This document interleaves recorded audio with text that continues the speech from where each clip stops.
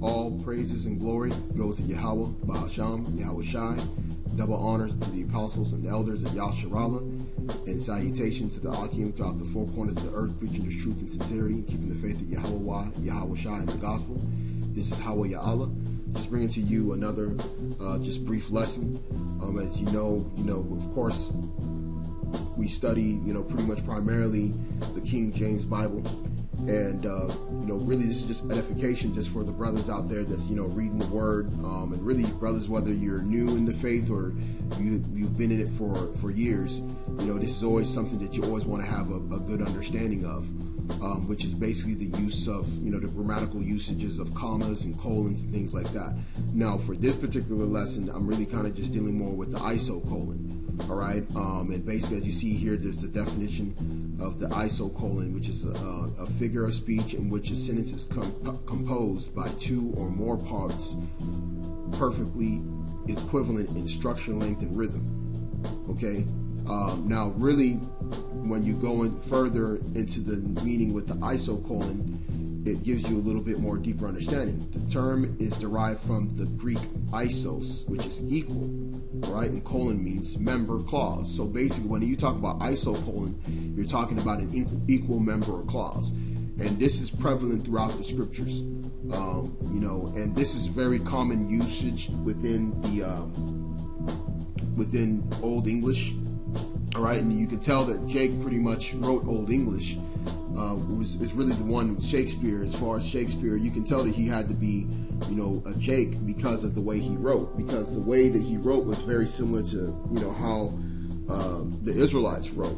You can find that in the Old Testament, different things that we did as far as our writing style, the use of different types of clauses and things like that. There's different things which I'll get into later in some other lessons concerning, the use of grammar. But for this particular one, I want to kind of go into the isocolon. All right, and if you've seen my lesson before, through the spirit of Yahweh, Shem Yahawashi, I was able to do a lesson on Amos 9 and 12 to kind of give a deeper understanding on basically what was called the non-essential clauses, okay, which basically is very similar to the isocolon. I'll probably do an update on that particular one just to kind of give a deeper understanding into the use of the isocolons and the non-essential clauses together. But basically, I'm going to give a couple of examples into the scriptures. And in the scriptures, there's so many examples, of the use of an isocolon, which basically, like I said, you want to go into the meaning of words, and they basically give it here, which isos is equal, and then colon is member or clause. Okay, so an equal member or clause. So when you go into, which actually I'm going to just go ahead and go here. I'm going to do two different versions of this just to kind of give you a good example in the Old and the New Testament. Right now you got Psalms 114 and 1. All right, when Israel went out of Egypt, the house of Jacob from a people of strange language. All right, so this right here is what you would call an isocolon. All right, now a comma or a colon, does the same thing. It's just basically equal members. So if you just look at the first part of the sentence up into the comma, when Israel went out of Egypt, the house of Jacob from a people of a strange language, that's the same thing, because it's letting this isocolon is, remember, equal members. So on both sides of this comma, you got equal representation of the same thing. So even if the house of Jacob from a strange language, people of a strange language, didn't exist, it still means the same thing. They both still mean the same thing for one another. All right, but also there's a equality within it.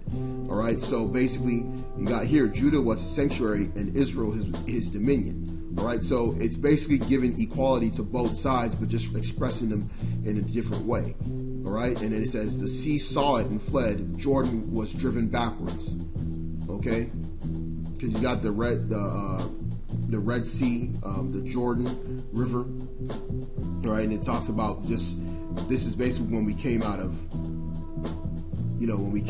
Egypt, the splitting of the Red Sea. All right, so it's just basically just giving you again another isocolon.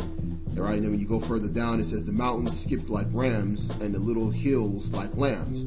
So it's just basically giving equality to both sides. Mountains skipping like rams and the little hills like lambs. All right, so you can see how those are somewhat similar to one another. And if you go further down, it's the same thing, you know. And there's so many examples in this, you know, and you know, it really brings to light, you know, a little bit more of the scriptures when you kind of see the understanding of the use of the commas. You gotta realize when you read these things, and this is what I realized early on when I came to the truth, is understanding the importance of commas. You can't just skip over those commas. Those commas is really trying to give and add value and meaning, and a colon and semicolon as well. You know, if you go into like you know, I can actually go here. Let me actually check this out. Just, you know, as far as the colon, because remember the isocolon is the equal members, right? Now, when you go into Romans, because when you use the actual colon itself, it's really like almost like an equal sign.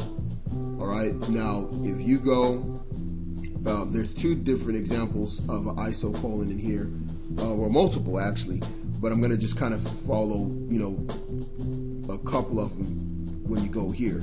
Now it says, not Romans 9:3, for I could wish that myself were accursed from Christ for my brethren. Okay. Now, if Paul stopped there with that comment, it would basically, you know, already be solidified who he wants to be accursed from Yahawashi for, right? His brethren, right? But what did he do? He made it even more. I guess you could say he drove it home by putting this comma and then making this comment, my kinsmen according to the flesh.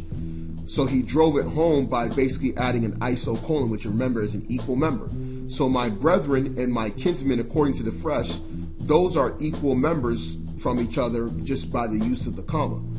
All right, so that drives it home. And if you go into different things, you're going to see a lot of things as defined after the comma.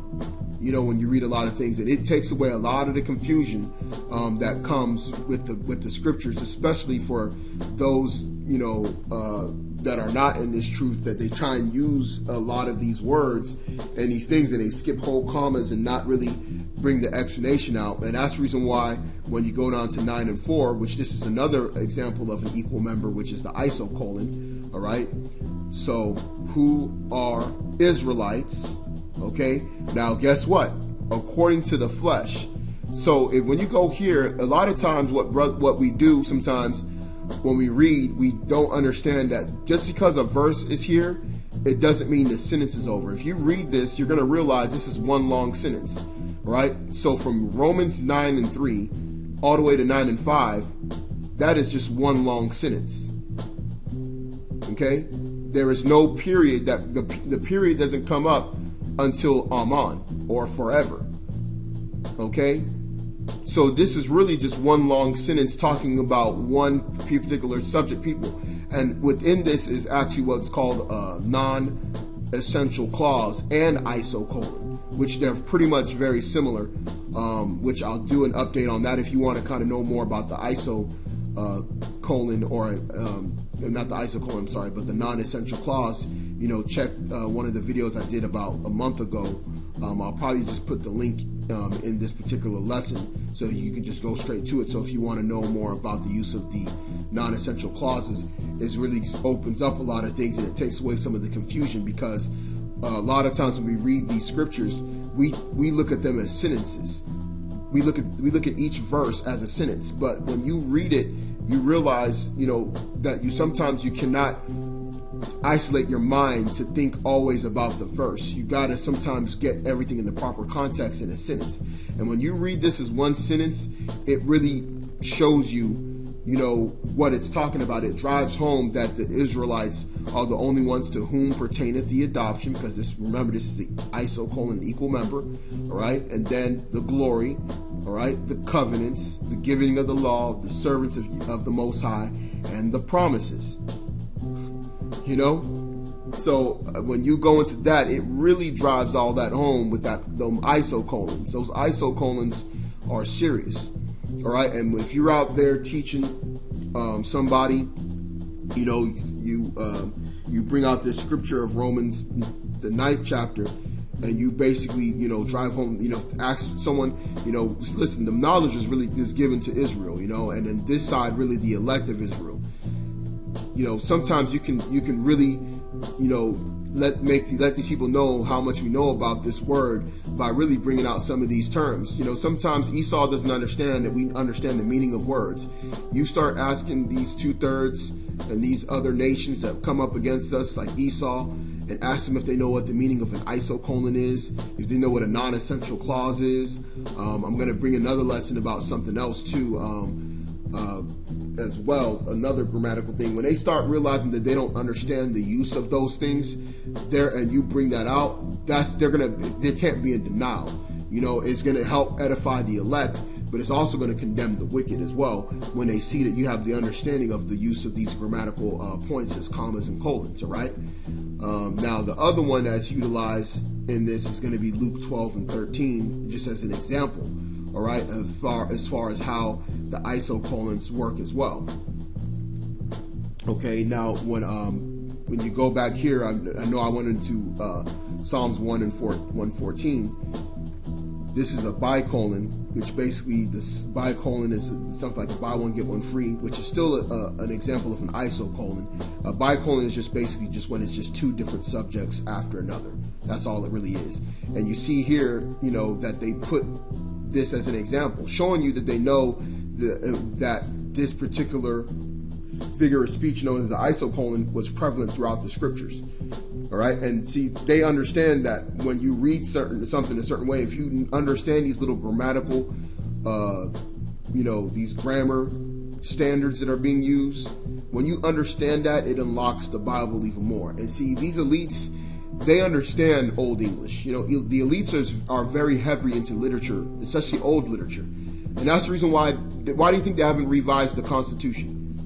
They haven't revised the Constitution to fit modern day terms, because if they actually opened up the understanding of the Constitution, of that wicked decree that was written into modern day terms, people will realize that it's full of shit.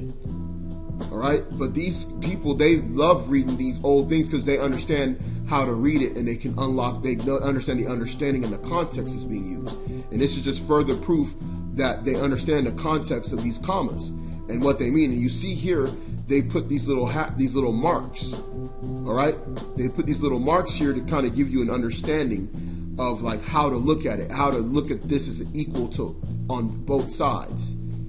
Okay, they understand that, and we have to understand that when we read these scriptures as well, because when you start getting into certain scriptures that don't make sense, like Amos 9 and 12, a lot of brothers, you know, kind of have a hard time understanding Amos 9 and 12.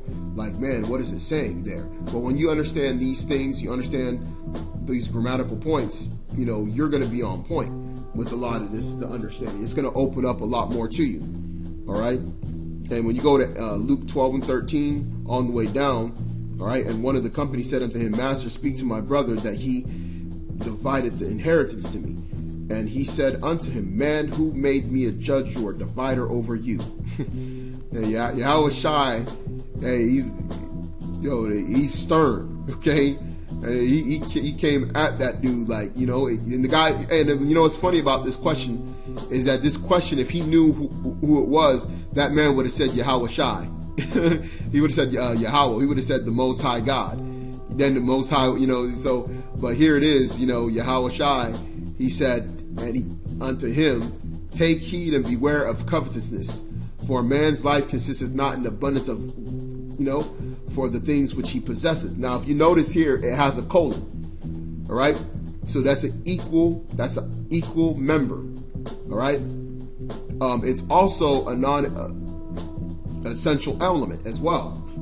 All right, which I'll put the lesson for that is I'll put in the lesson for the old one, which I'll eventually do an update in a future date, Yahweh Shem Yahushai willing. All right, now if you notice here, it says beware of covetousness, colon. Now he's letting you know this is what he means by that. For a man's life consists not in the abundance of things which he possesseth. So he's giving you that this is like an equal sign. This colon's like an equal sign. It's letting you know what he means by that. All right, and then when you go down, you see the use of the commas, which is again a part of the use of an isocolon or a bicolon in this case, you know, and sometimes a tricolon, which will be like multiple things, you know, multiple commas, which if you go back into the Wikipedia, you know, it'll go into tricolons as well. An example of that is I came, I saw, I conquered. All right, Veni Vidi Vici.